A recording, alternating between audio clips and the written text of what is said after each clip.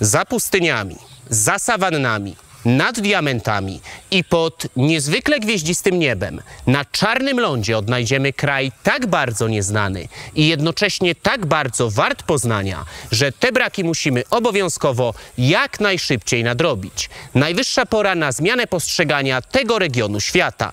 Diamenty, pustynie i dzika zwierzyna, afrykańska perła, czyli Botswana. Zapraszam.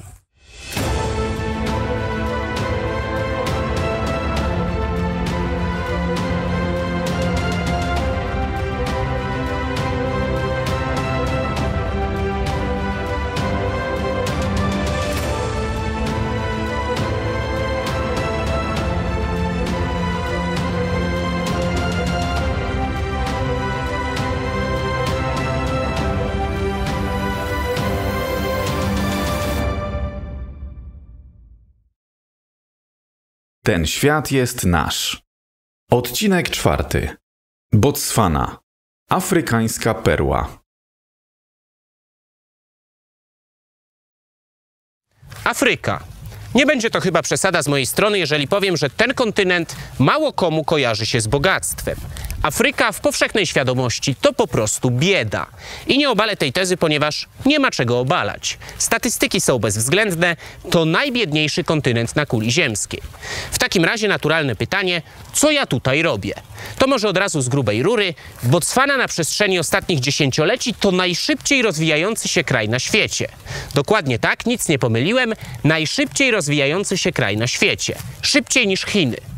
No i mamy dysonans poznawczy. Wyobrażenia zderzają się z rzeczywistością. Wyobrażenia, czyli na przykład cała Afryka to głód i deficyt wody pitnej, a rzeczywistość super szybki rozwój w Botswanie. Trzeba się z tym tematem zmierzyć, także rozpoczynamy naszą afrykańską przygodę.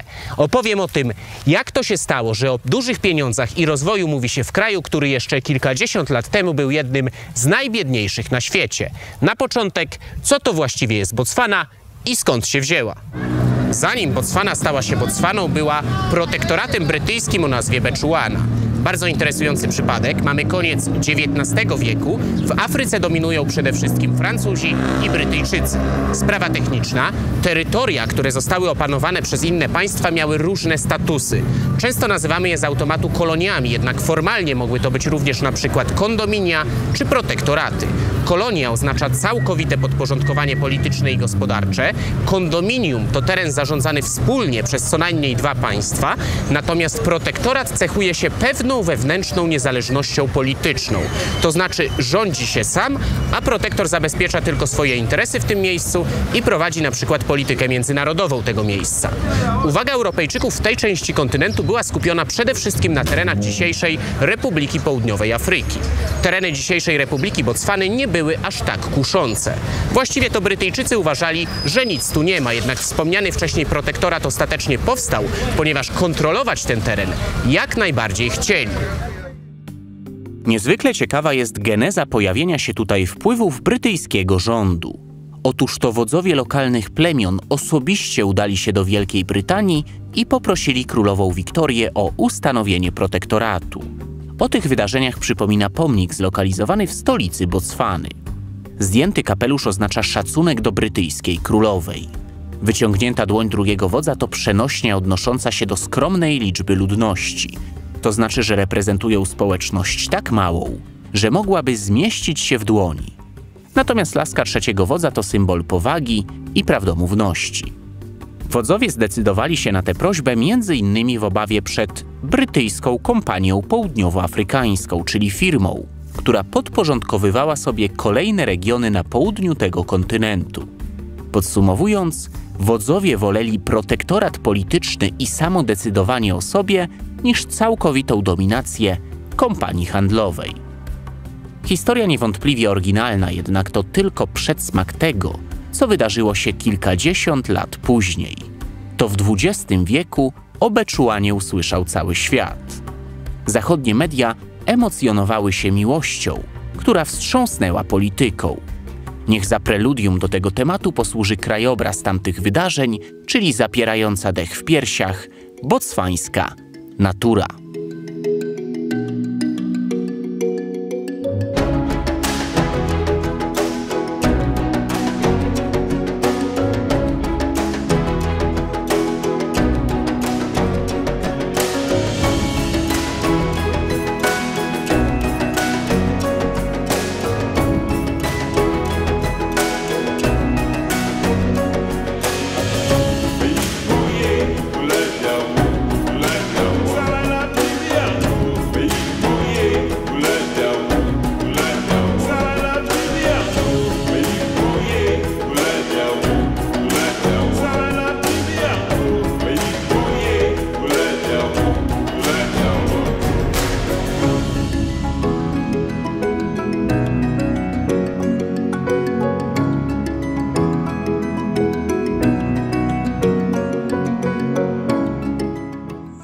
Geneza powstania dzisiejszej Botswany, czyli koniec Beczuany i początek Republiki Botswany, to w dwóch słowach historia o miłości i niepodległości.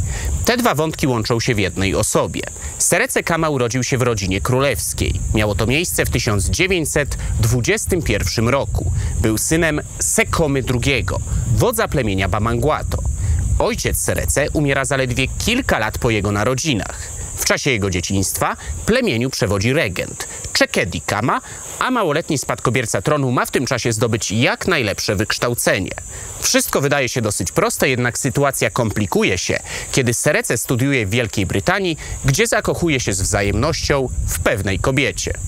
W 1948 roku 27-letni Seretse Khama ożenił się z Angielką Ruth Williams.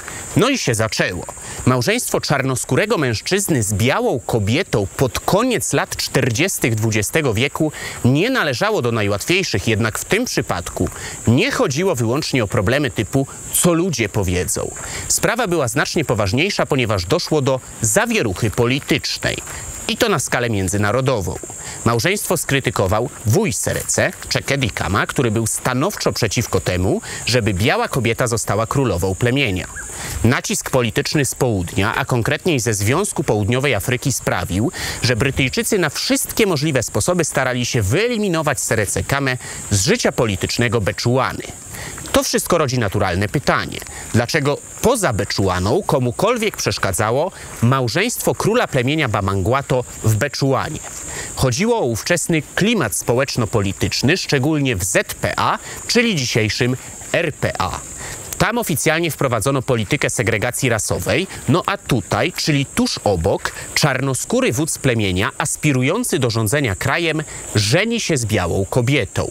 Nie pasowało to do siebie. Stąd te naciski. Mieli pod górkę bohaterowie naszej opowieści, czyli Seretse i Ruth. Już sam związek budził kontrowersje. Podobno biskup Londynu powiedział, że ślub kościelny może się odbyć, ale tylko jeżeli zgodzi się na to brytyjski rząd.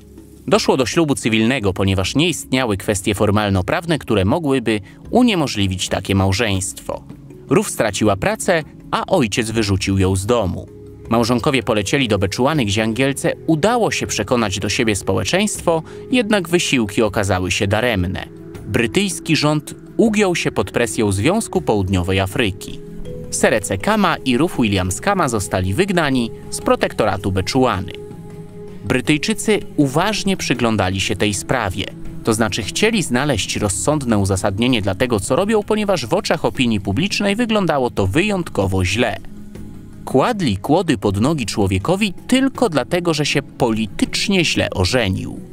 Ostatecznie nie mieli się do czego przyczepić, jednak współpraca gospodarcza pomiędzy Wielką Brytanią a Związkiem Południowej Afryki okazała się najważniejsza. Brytyjczycy nie zmienili zdania.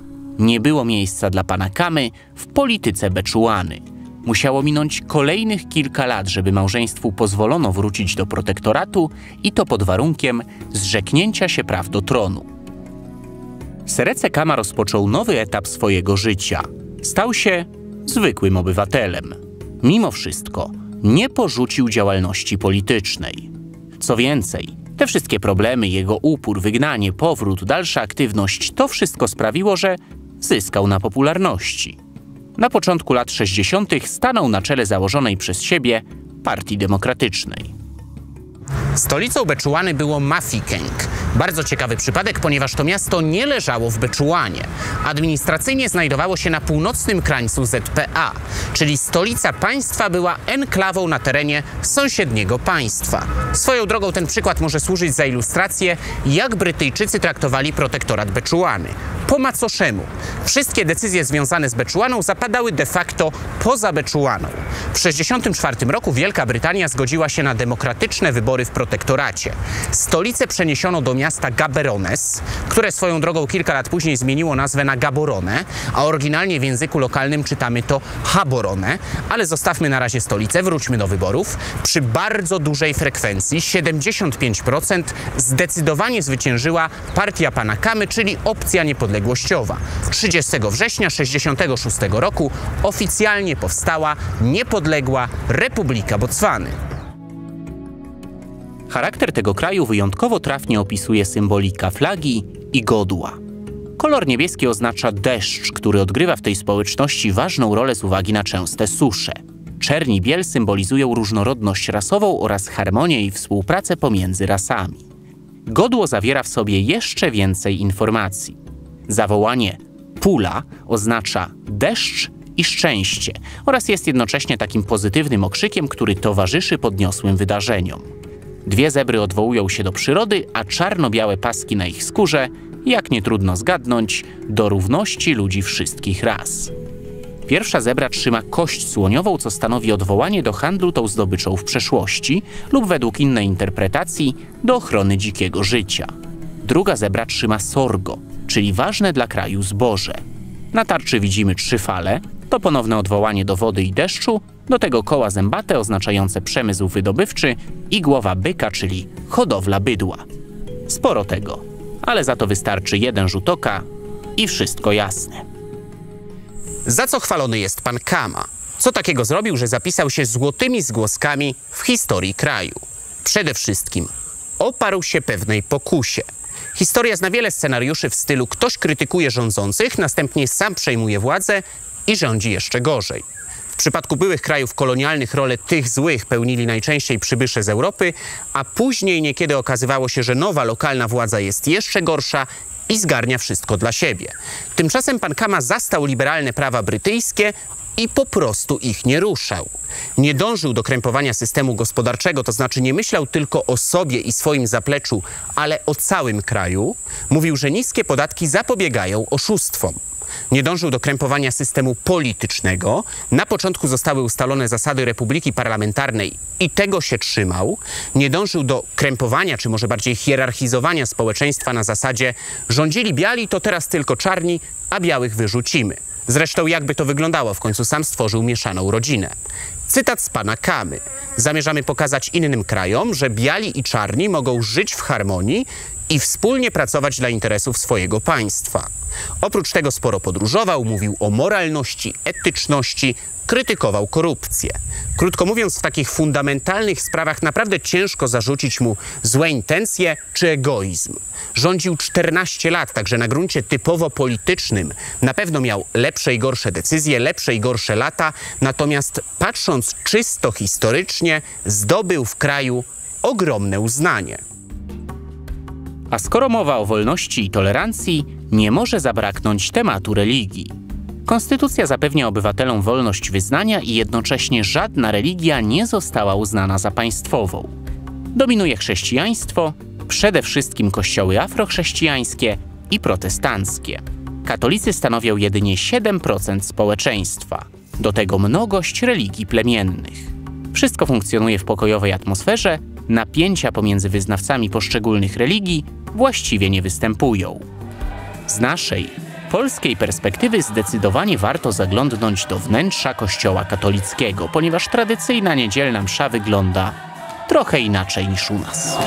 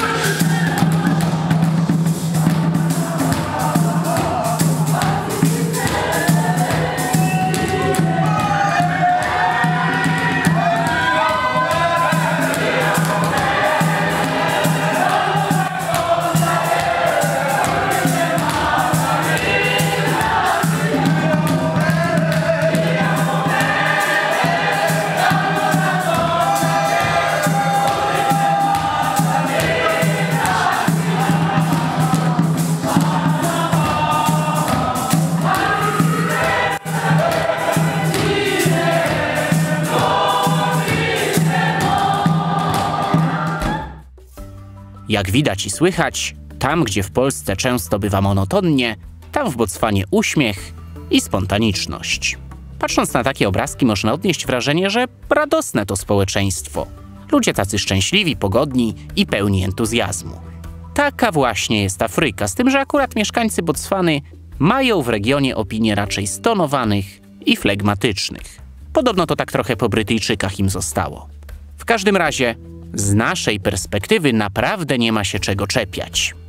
Tyle w tym kraju pozytywów, a mówi się o nim naprawdę niewiele. Seretse Khama bez wątpienia jest postacią pozytywną. Właściwie można powiedzieć, że Botswana równa się Seretse Khama. Po pierwsze, ojciec niepodległości, po drugie to za jego rządów kraj zaczął się rozwijać.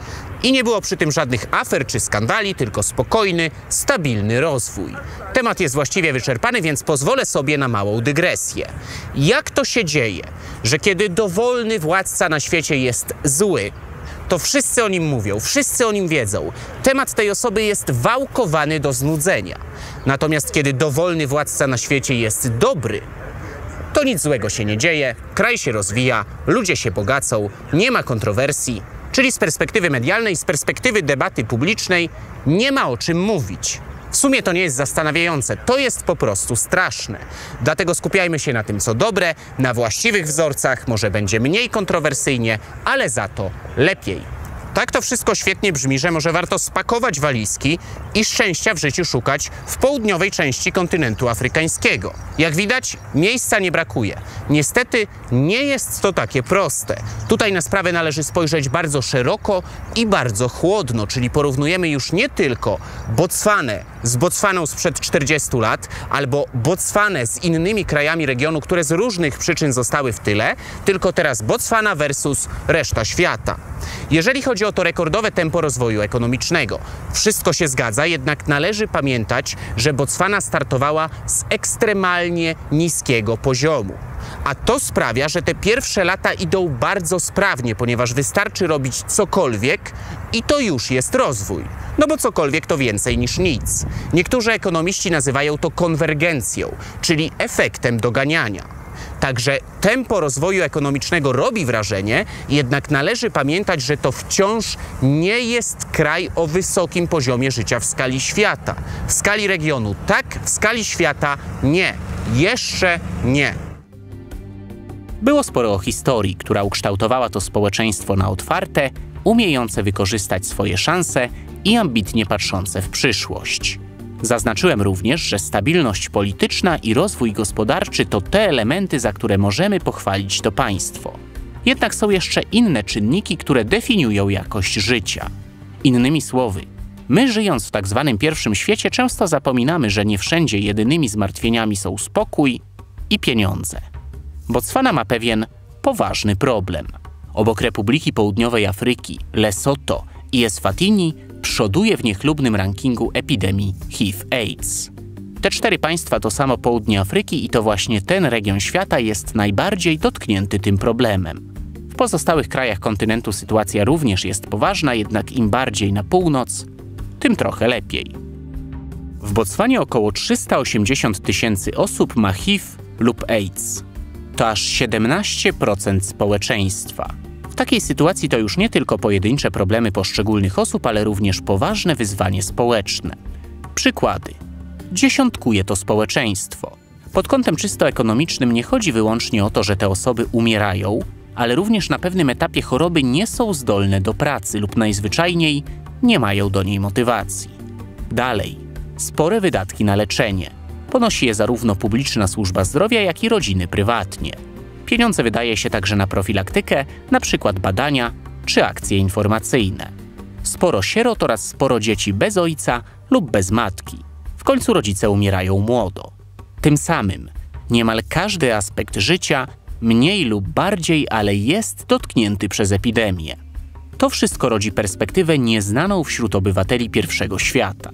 Gospodarka gospodarką, bezpieczeństwo bezpieczeństwem, ale są też inne problemy, które mogą wyniszczać społeczeństwo. Botswana to państwo, które w regionie pełnym konfliktów rasowych, napięć politycznych i kryzysów ekonomicznych wyróżniło się otwartością, spokojem i postępem. Pojawiający się czasami przydomek perła Afryki jest o tyle ciekawy, że perły prezentują się świetnie, jednak trzeba pamiętać, że tracą z czasem swój blask. Wypada życzyć temu ambitnemu społeczeństwu powodzenia w walce z licznymi wyzwaniami. Oby kolejne pół wieku okazało się równie udane.